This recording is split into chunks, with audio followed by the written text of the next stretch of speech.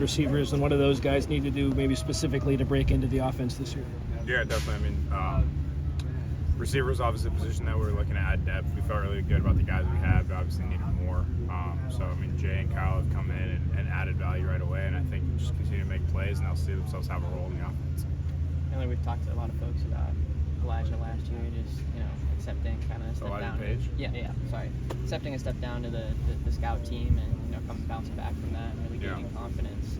Just how much trust do you have him now? Having him now is, kind of protecting that blind side, and how have you seen that growth from him since that step? Yeah, I mean, I've seen a ton of growth from him. Obviously, he really took a turn in terms of his development during the season last year, and I think that was definitely like an accumulation of the work he did leading up to that. It wasn't just like he woke up one day on scout team and was like, oh, I'm a much better player. I think he did a ton of work throughout the summer and throughout fall camp, and he kind of saw that come to fruition throughout the season.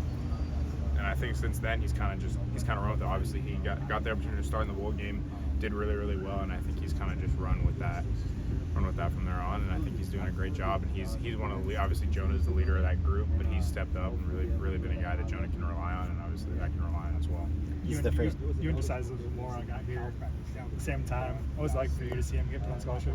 Josiah? Oh, it was awesome. I mean, just to see how hard he's worked, and just for him to be able to get his master's degree paid for, I mean, it's life-changing, It's a lot more than football, and really, really happy for him. His family, obviously, his brother's here now as well, so life-changing moment for him, and it couldn't happen to a better guy, so just really happy for him. This is the first season of in-helmet communication. How has that worked so far with you and Lincoln, and what have you just thought of these early days, having that as something you can use? It's been good. I mean, it's kind of weird because like someone's talking to you and you can't talk back to them, which Coach Riley might be happy about. But it's been cool. I mean, obviously we started using it in the spring, and I think we've gotten better in terms of how we navigate that. Obviously, it cuts out a certain amount of seconds, so I think it's good. It's a good tool, but I don't think it's a substitute for being prepared. So I think it's just a tool. What were the initial bumps, maybe like first couple times you used it? What did you have to get used to? I think just switching over from like a predominantly signal-based communication system to a verbal one, that was really the biggest hurdle. In terms of like there's kind of little things that come up that you don't necessarily anticipate because you're so used to doing it a certain way. But I think we've done a good job navigating them, and obviously Coach Riley's done a phenomenal job in doing that as well. So like I said, I think it's a good tool for us to operate more efficiently, but it's not a substitute for being prepared.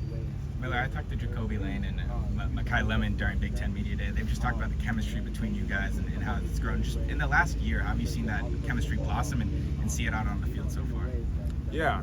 I mean, one thing I would say about them is, like, I think this goes for that whole group. I mean, Deuce, Kyron, Jack, Lem. I know I'm leaving out someone. Kyle, Jay. Like, I'm leaving out people I know, but not intentionally. But yeah, that whole group's been awesome. Just in that, like, those are guys that are always, like, they're always eager to work. There's never going to be guys that I'm texting to go throw and they're not going to show up or anything like that. So I think just the want to be great and the want to get to the level that we need to get to has been great to see from them. And it's awesome for me to work with guys like that, just because that's always been my attitude. So to be surrounded by those guys has been awesome, and they make me better each and every day. So I think we're continuing to grow together, and I think we've done all the work to put ourselves in a position to be successful. Miller, where's your comfort level right now with the offense? 10 being perfect and 1 being the least. Where are you at? Just with the offense as a whole. I mean, I feel pretty comfortable. I don't know if I'll put a number on it, but I mean, obviously I've played with Coach Riley now going on year 3. Been in the system for a while, and obviously things change week to week, but I feel really comfortable in how we navigate different challenges that come up through the season. And just try to be that guy that can be an extension of the coaching staff on the field. As the quarterback, you've had a front row seat to seeing that first team offensive line go against the first team defensive line. Who's impressed you, and why? Emmanuel Pregnant, I think, on the offensive line has really made a jump. He had a concerted effort, to really become bigger and stronger throughout the offseason. I think he did that.